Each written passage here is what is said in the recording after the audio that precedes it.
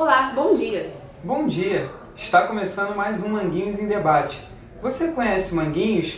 Hoje falaremos um pouco sobre essa tradicional comunidade da Zona Norte do Rio de Janeiro. Sua história, dados demográficos, socioeconômicos, situação de saúde, saneamento básico e articulação com a rede, focando no território CHP2.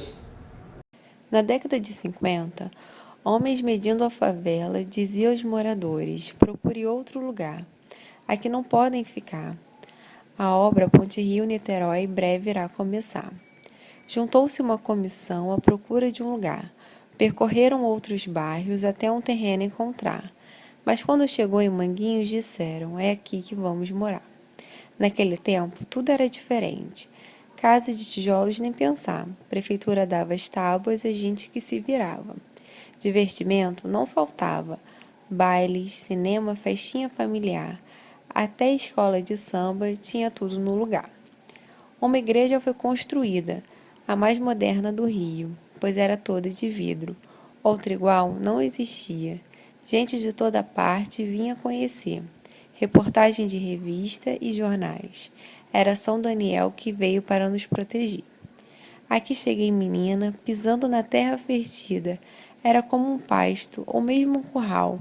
Um terreno baldio onde criava animal. Com retalhos de couro de sapato, bagaço de cana enterrado no chão. Fincaram nossos barracos, nada importava. Em Manguinhos viemos morar. Sei que você já existia, mas ninguém ouvia falar. Foi em 1955 que te fizemos popular. Sei que muitos vão falar, satisfazer por tão pouco, mas como não gostar se não tinha outro lugar? Manguinhos das enchentes que me tirava da cama, para esconder em outro lugar. Luz fraca, água carregada, nada disso importava. Em Manguinhos viemos morar. Só quero te homenagear, aqui construir minha família, filhos, netos e bisnetos. Com muito orgulho e honestidade, peço a Deus por toda a comunidade e que alcance a melhor idade.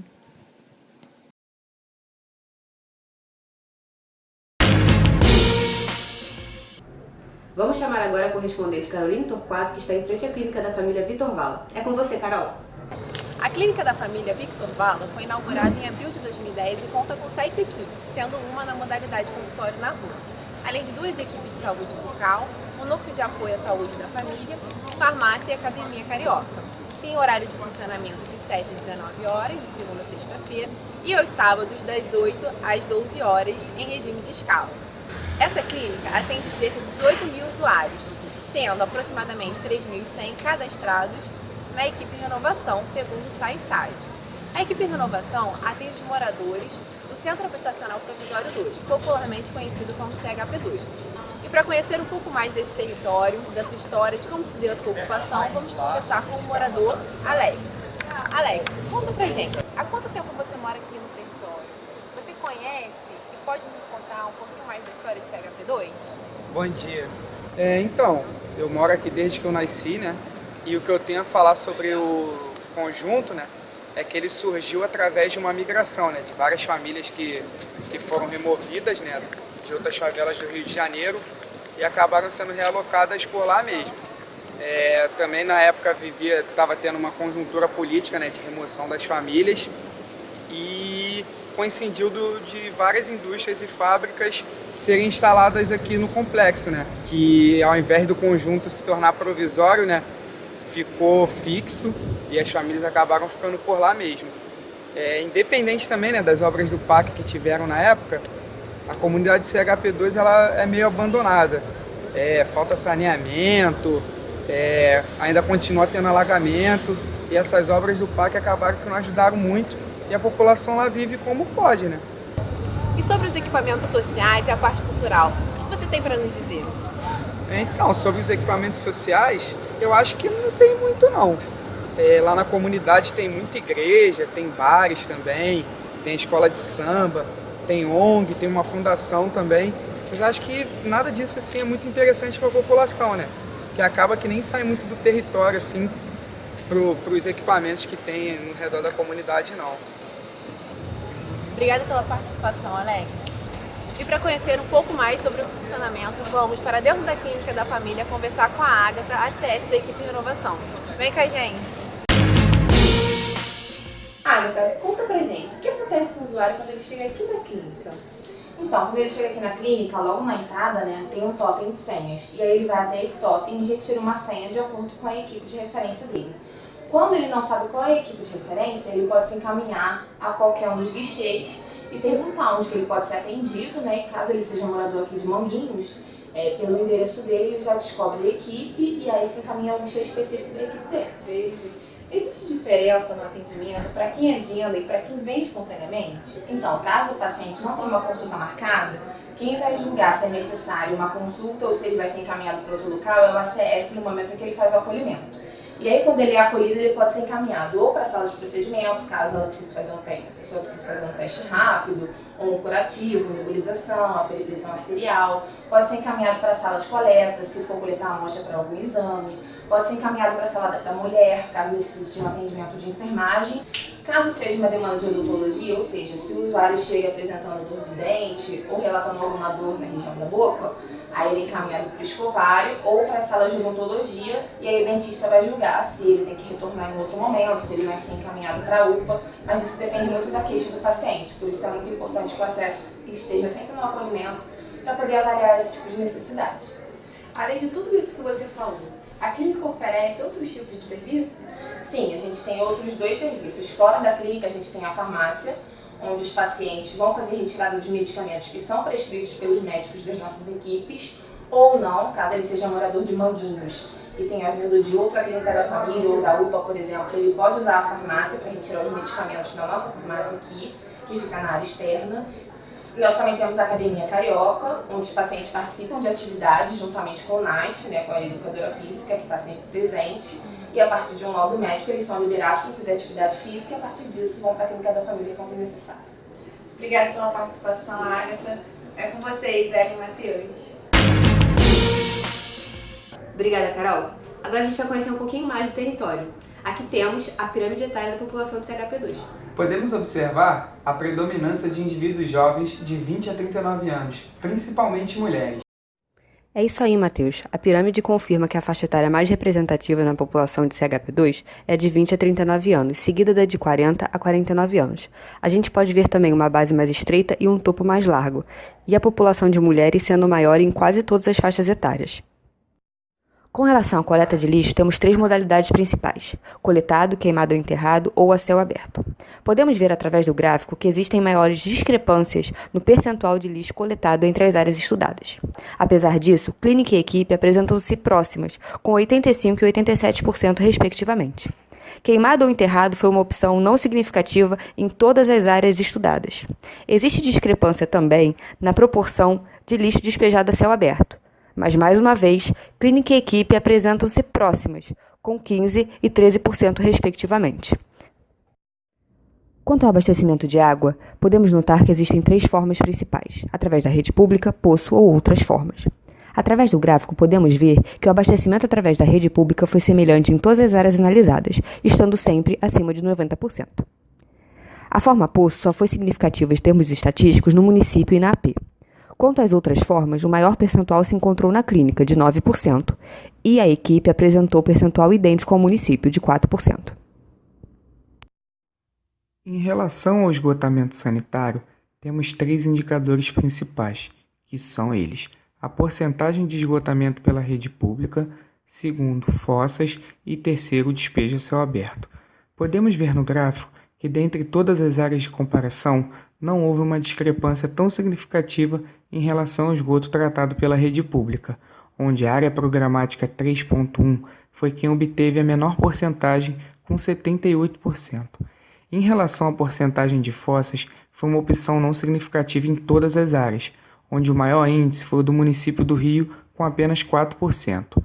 Quando comparados às porcentagens relacionadas ao esgoto sendo despejado a céu aberto, município e equipe apresentaram-se próximos com 6% e 5%, respectivamente, e os valores mais significativos foram na AP 3.1 e na clínica, com 21% e 11%, respectivamente.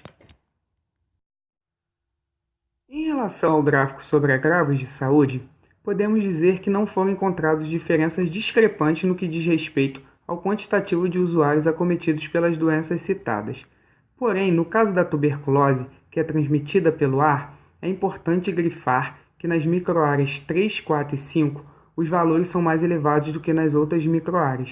E isto pode se justificar pelo fato de que em diferentes ruas que compreendem o território da equipe, as moradias apresentam níveis maiores ou menores de aglomeração e o número de pessoas por domicílios, com níveis distintos de saneamento básico, o que pode propiciar o contágio.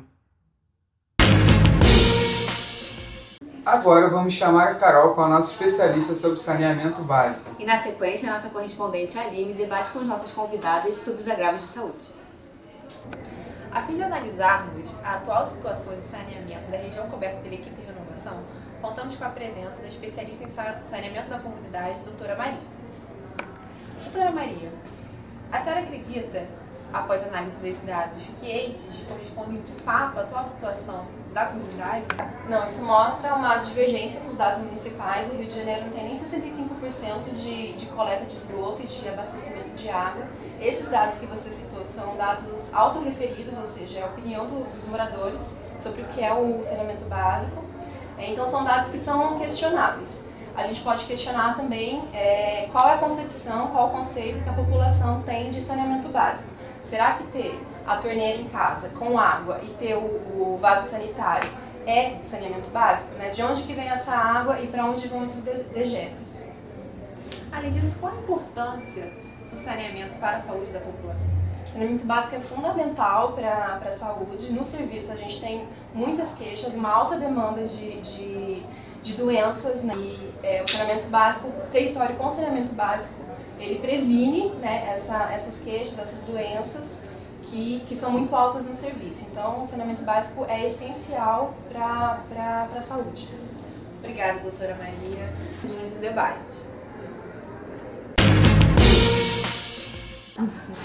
Bom dia! Estamos aqui hoje com a Thalita e a Beatriz e vamos fazer uma análise, ou melhor, um bate-papo. Então, Beatriz, de acordo com os dados analisados do território de Manguinhos, percebemos que a faixa etária da população é mais de jovens. E 47% de homens e 53% de mulheres. Eu gostaria de saber, a partir das suas análises, a que se deve essa disposição de ter mais mulheres e menos homens? Primeiramente, acho que a gente pode pontuar que o gráfico segue uma tendência mundial de estreitamento da base e aumento do topo. Ainda não estamos como num país desenvolvido, mas essa tendência gradualmente vai ser alcançada. Em relação ao maior número de jovens, isso segue uma tendência brasileira, né, que tem 27% da população brasileira é jovem. No entanto, desses 27%, 59% morrem vítimas de violência. E pensando agora no nosso território, que a maior parte da população é parda e negra e jovem, então talvez esse número de 53% de mulheres e 46% de homens traduza esse dado, né? E por isso as mulheres acabam acessando mais as unidades de saúde. Outra coisa importante a ser levantada é que dos óbitos registrados no sistema operacional da clínica, né, o ABERT, temos apenas 14 óbitos de 2013 a 2016. E nas vivências com a comunidade, esse número não é representativo, né? E a gente questiona por quê que esse número é tão reduzido. E desses 14 óbitos, apenas 14,29% representa óbitos por violência. Então, a gente pode relacionar esse dado ao fato de que, para registrar o óbito no sistema operacional, é necessário o boletim de óbito. E o que os agentes relatam é que é muito difícil de conseguir esse documento com a família. Então, Beatriz, a partir dessa sua análise, quais pontos que você relaciona, que tem a ver na questão da violência, com o acesso dessa população aos serviços de saúde? Então, Aline, assim, a violência repercute em várias questões da saúde, né? Tanto integridade física, quanto questões psicológicas, emocionais, né? E isso tem que ser considerado pela unidade de saúde, para planejar suas ações.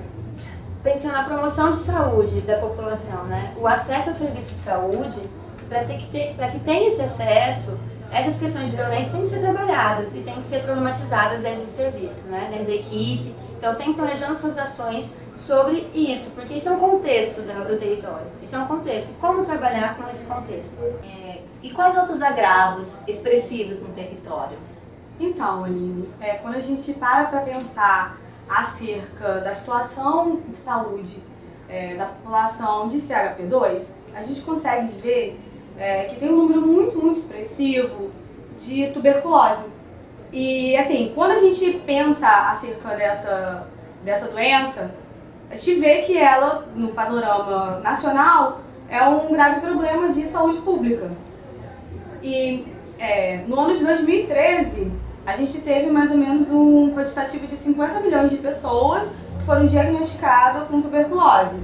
Então há um grande interesse do Ministério da Saúde para que se combata. E uma das questões que acaba agravando a questão da proliferação é como que é o território, são ambientes fechados.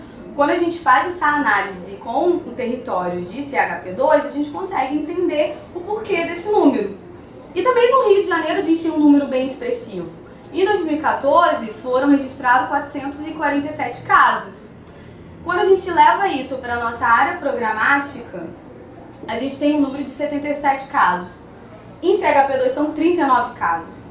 Ou seja, 50% dos casos da área programática 3.1 estão em um único território de Manguinhos. Então, isso é uma coisa que nos faz pensar quais as medidas que a gente pode ter para que se ajude a combater. E também, desses casos, a gente ainda consegue ter um número bem expressivo de pacientes multiresistentes. A gente também não pode esquecer que a tuberculose, ela é um problema basicamente de cunho social.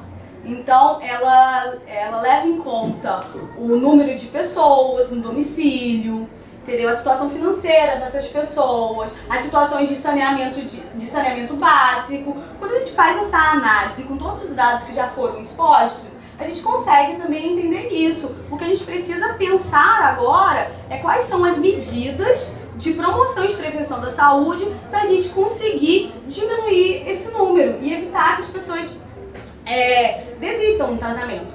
E ao passo que a gente pensa na tuberculose, outros agravos, que é de origem crônica e que também tem números bastante expressivos nacionalmente e municipalmente, que é a diabetes mellitus e a hipertensão arterial, a população de CHP2 ela já está com um número que é abaixo do número nacional. No Rio de Janeiro, a gente tem 6,2% da população diabética, ao passo que 29,8% tem hipertensão. Proporção nacional também segue mais ou menos esse parâmetro, um pouco maior. Em CHP2 a gente tem 2,5% da população que é diabética, ou seja, é bem abaixo da metade. E de hipertensão a gente tem 10,2%. Uma hipótese pode ser, como a Beatriz mesmo falou no início a respeito da pirâmide etária, é que a gente tem um número diminuído de idosos. Mas mesmo com esse número diminuído de idosos, que são 9% da população, esse índice ainda fica um pouco abaixo.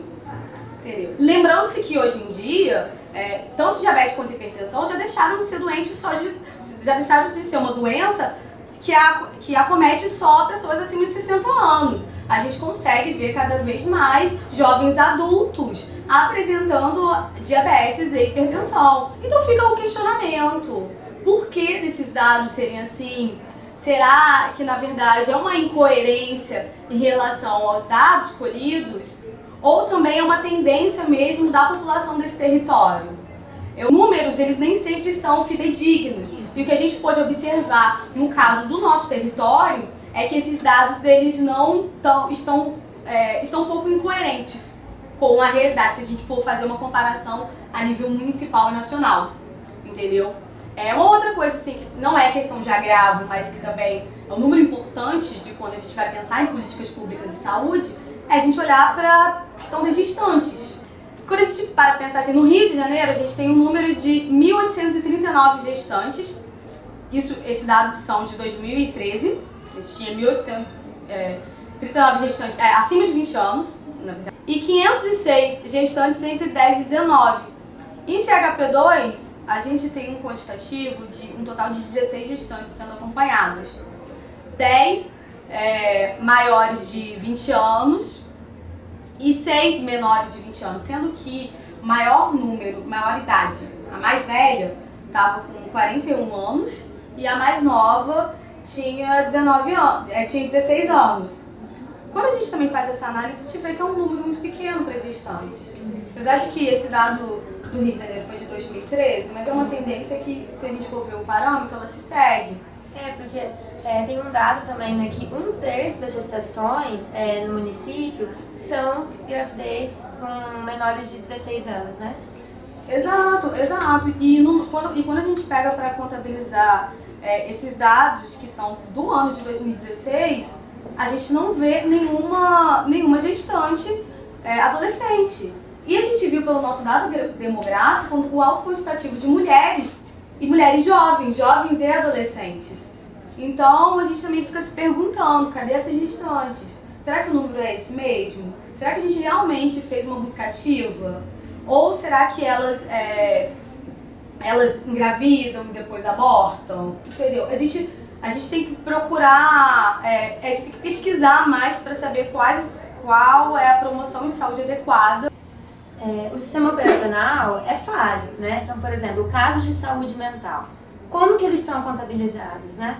No sistema operacional a gente percebe que só tem um registro de casos relacionados ao uso e abuso de álcool e outras drogas. E as outras questões de saúde mental que também tem muito no território, né? Nós falamos que a maior parte do território é composto por mulheres. E essas mulheres têm muitas queixas, por exemplo, a insônia, então dorme mal, tem uma tristeza, não conseguem desenvolver as atividades diárias. Então a gente vai percebendo que tem alguns quadros deprimidos, né, dessas mulheres. E eles não constam aqui, né? Não constam no sistema. Então fica difícil de operacionalizar o cuidado sem que esses dados sejam contabilizados. Outro dado também relevante, que não mostra dentro do sistema operacional, são os dados de HIV/AIDS. Então, quando existe um caso de HIV/AIDS aqui, né, dentro da equipe, o que nós fazemos? A gente faz uma referência ao Centro de Saúde Escola de Irmãos Simval Faria, né, que é quem vai fazer o contraponto desse cuidado, que vai ser no IPEC. E esses dados não retornam pra gente, não retornam os atendimentos que são feitos, né? Não há uma contra-referência. Não há uma contra-referência, isso que deveria ser importante, os profissionais estar se comunicando para saber sobre essas questões, né? Exato. Inclusive, a contra-referência mínima que acaba sendo são os pacientes que têm tuberculose. A gente tem alguns desses pacientes com tuberculose que também têm a sorologia para HIV. Então, por acompanhar na questão do agravo da tuberculose, a gente acaba também conseguindo acompanhar do HIV. Agora, os pacientes que eles têm só o HIV, a gente nem sempre consegue acompanhar. E esse número, ele não aparece no ALAD, no sistema operacional. Quando a gente vai ali querer pegar os dados para poder ver um panorama geral, a gente não encontra esses dados, eles não estão ali.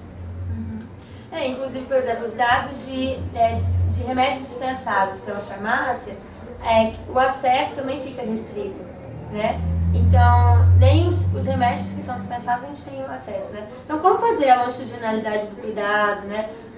Esse cuidado continuado que é tão importante para a saúde da família, na estratégia de saúde da família, fica muito prejudicado. Em relação à intersetorialidade, né? Não há contra-referência, então não há uma conversa, não há um diálogo, né, entre os diversos serviços que fazem cuidado do único sujeito.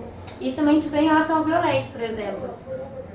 Não se pensam ações planejadas com segurança pública, né, com o sistema de assistência social da cidade. Então, a gente vai identificando que tem muitas falhas no sistema como um todo. os dados da farmácia, por exemplo, né, os remédios dispensados, também não tem articulação com os outros profissionais.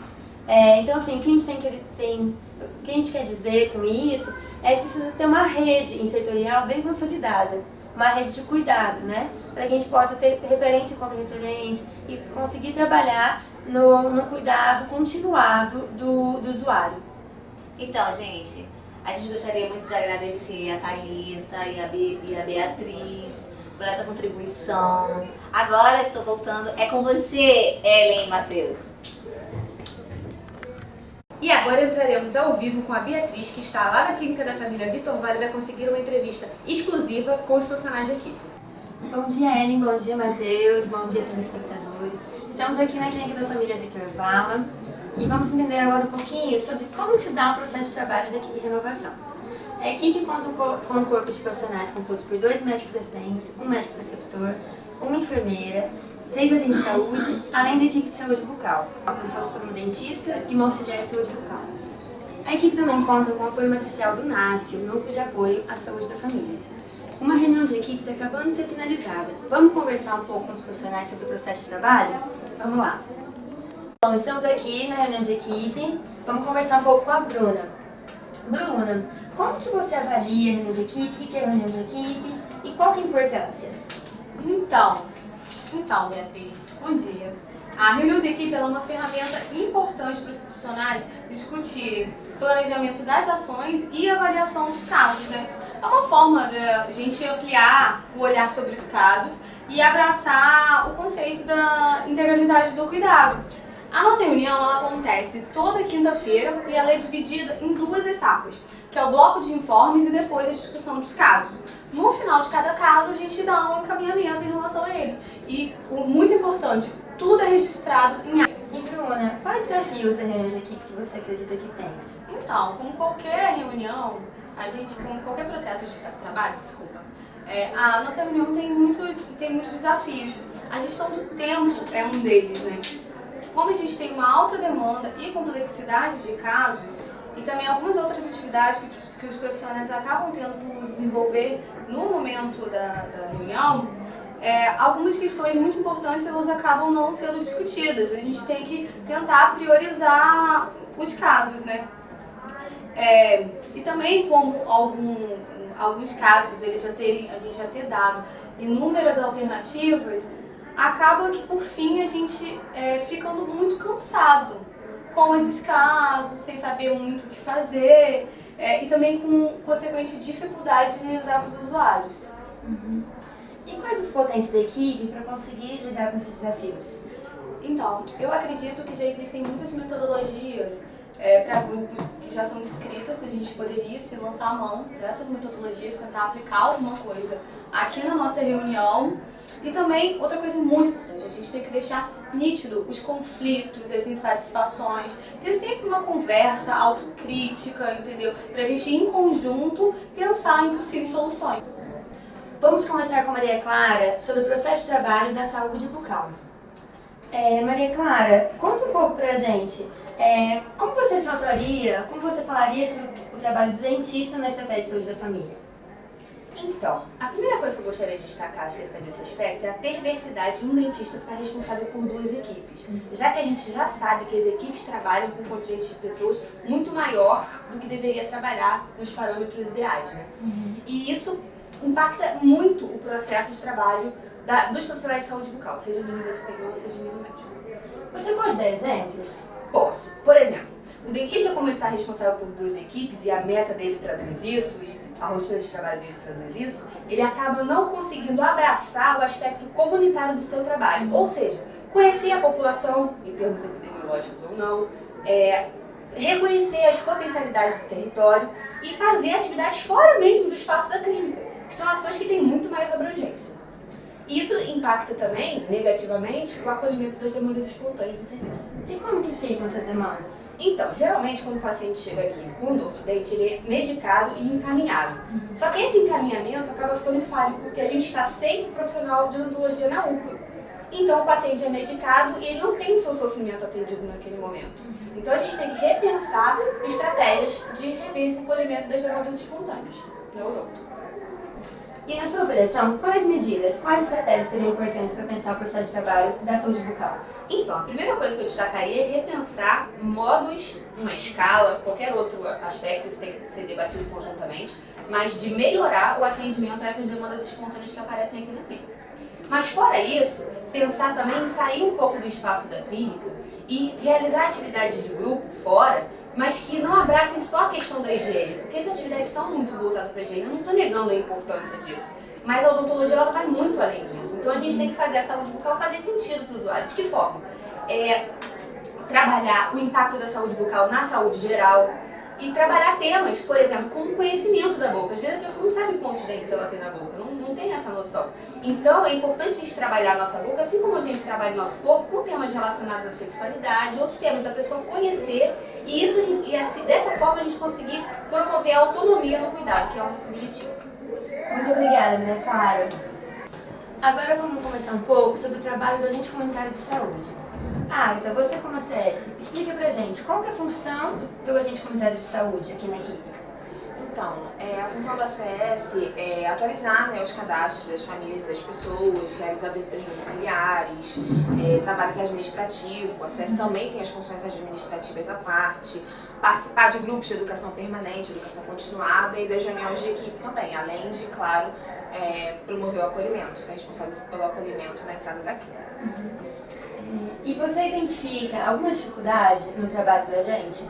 Então, a gente tem várias dificuldades, né? Mas eu acho que no que diz respeito a essa mistura entre ser agente de saúde e ser morador da comunidade, a gente não é muito valorizado pela população porque ela não compreende qual é o nosso papel como profissional de saúde aqui na clínica. A gente passa por essa confusão entre ser morador e ser agente comunitário e é bem complicado lidar com isso.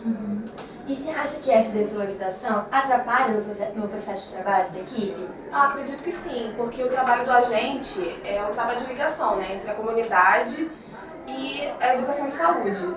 Então, por exemplo, várias demandas do acolhimento elas poderiam, né, ser solucionadas com orientações em saúde, mas os moradores preferem receber uma consulta médica. E além disso, essa falta de valorização que acontece com a gente, ela acaba por repercutir, né, na subjetividade do nosso trabalho, que é um fator de suma importância para a gente considerar. E para finalizar, você acha que quais elementos são importantes para cuidar dessa questão? A gente pode pensar em mais ações, né, de educação permanente para poder desconstruir esse olhar médico centrado, tanto por parte da população quanto pelos próprios profissionais, porque na própria clínica a gente lida muito com isso, e possibilitar espaços de reflexão dessas questões, né, pensar em reuniões de equipe como um lugar potente para a gente fazer esse tipo de conversa. Muito obrigada. Obrigada. Vamos agora conversar um pouquinho sobre o trabalho do NASF. Lorena, conta pra gente, qual que é o trabalho do NASF e o que é o NASF? Bem, o NASF é o Núcleo de Apoio à Saúde da Família e tem como objetivo ampliar a abrangência das ações da atenção básica, bem como sua resolubilidade, apoiando a inserção da estratégia de saúde da família. O NASF faz a retaguarda especializada e realiza apoio matricial na Clínica da Família Vitor Vala e no Centro de Saúde Escola Germano Simval Faria. É composto por 2 educadoras físicas, uma psicóloga, uma pediatra, uma psiquiatra, além de uma fisioterapeuta. Então, o que seria esse apoio matricial? Interconsultas, atendimentos individuais, discussão de casos, visitas domiciliares, grupos. E tem que ficar claro que o NASF ele não é a porta de entrada do serviço. E você pontuaria algum desafio no trabalho integrado com as equipes de saúde?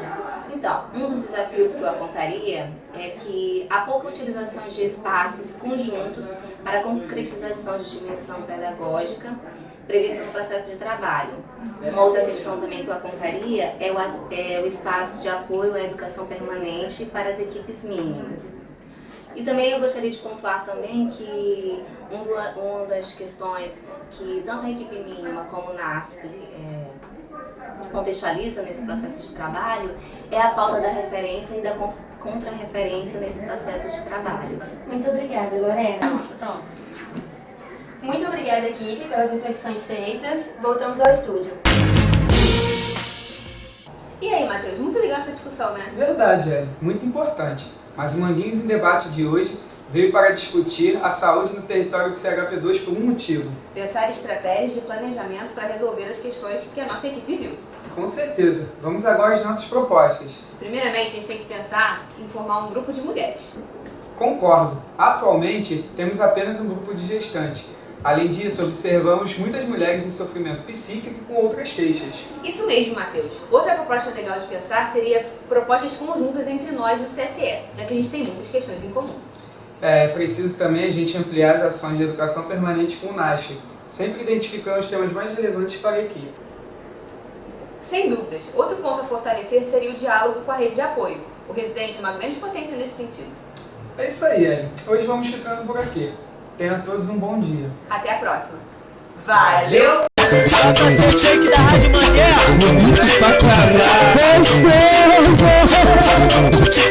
É pra falar de baile bom, preferido das mulheres. É pra falar de baile bom, preferido das mulheres. Lembrei do baile do Manguinho, tu sabe como é que é. Lembrei do baile do Manguinho, tu sabe como é que é. Vem pro território, vem pro território, vem pro território, vem pro território. Vai, galera. Produção! Água, produção? Produção, não tô, o ponto aqui. Tô sem retorno, produção. Obrigado, produção. Deixa eu ajeitar. Produção, ajeita o ponto.